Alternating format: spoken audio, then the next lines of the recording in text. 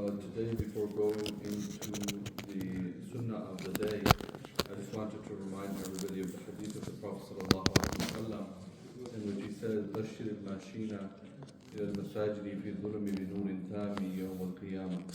That give glad tidings to those who go to the masjid in the dark times.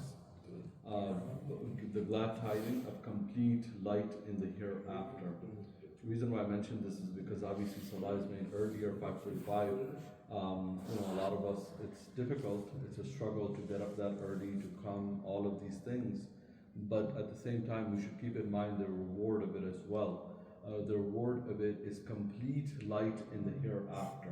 And we don't realize the value of that right now, but on that day, when everybody is going to be the most in need of the light, we are going to have it whereas somebody can be the richest person in this world, but they will not be able to purchase it, they will not be able to acquire it, whereas you and I are acquiring it by fulfilling the sunnah of coming to the masjid in the dark times.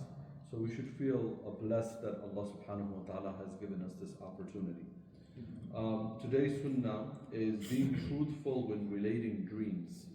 As we know that, dreams are 1/46 of Nubuwah. The Prophet ﷺ tells us that, dreams are 1/46 of Nubuwah, which different interpretations can be done of it. Some say that the first 6 months of the Prophet ﷺ, the Nubuwah, was dreams, and his Nubuwah was a period of 23 years.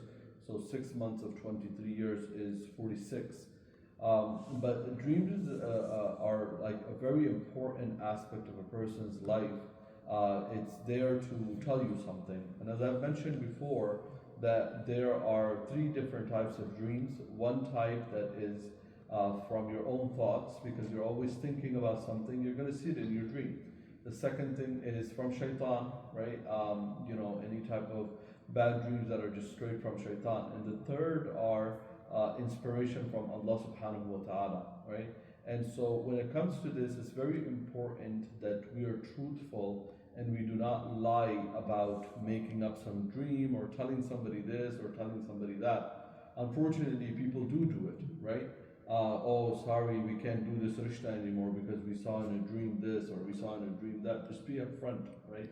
You don't have to try to lie about not moving forward with a certain thing, especially when it comes to dreams, because as I've mentioned, that there's 1/3 a chance that it's the dream is from if it's a good, there are 3 types of dreams, right? So it's 1/3 a chance that it's from Allah subhanahu wa ta'ala. So if you lie about it, you're lying about something major, right?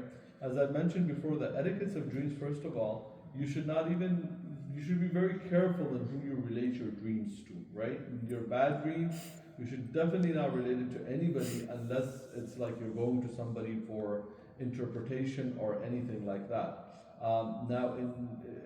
For ourselves, anytime we have a dream, we should immediately try to think or make something good of it, right? And dreams are a very complicated, type of scenario. Yesterday we spoke about Muhammad ibn Sirin. Muhammad ibn Sirin was a tabi'i who was known for dream interpretation. We have his book in the shelf over there, of dream interpretation. Somebody came to him once and he said that, I saw a fire under my bed. And, he gave him all the different things going on in his life. And he said, I saw fire in my dream under my bed. And he said that, soon you're going to come across a treasure. You're going to be, very rich. And then, a few days later, another person came and said, I saw fire under my bed. And he said that, some type of calamity or destruction is going to come your way. So same dream, 2 different interpretations. That's why it's important for us not to take these type of matters into our own hands, interpreting dreams or other people, because there are so many different components that goes into it that we're usually not equipped with. And it's a very, very sub-specialization, I guess you can say, that not even every single scholar, every single person knows either how to interpret dreams. They will try their best, but not everybody knows. But the bare minimum is, whether you go to somebody knowledgeable or whatever it is, do not go to somebody who's could possibly turn it into something like a bad interpretation or something. Like go to somebody who will at least try to interpret it in some type of positive light. But going back to the Sunnah, the most important thing is being truthful when relating dreams, right? The Prophet ﷺ, he said that the dreams of believer represent one part of 46 parts of prophethood. One of 46 parts of prophethood. Similarly, Abdullah bin Umar radiallahu anhu narrates that the Prophet ﷺ said, the worst of lies of a person is to pretend to have seen something which they have not seen.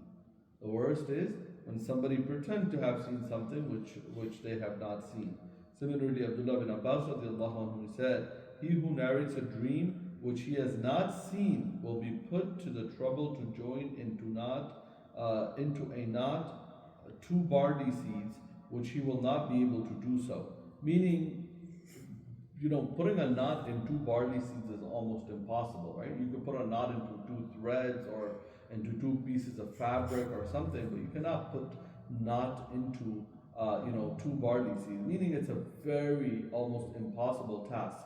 And so similarly, this person will be put into task of something like that if he, says something about a dream that he has not seen.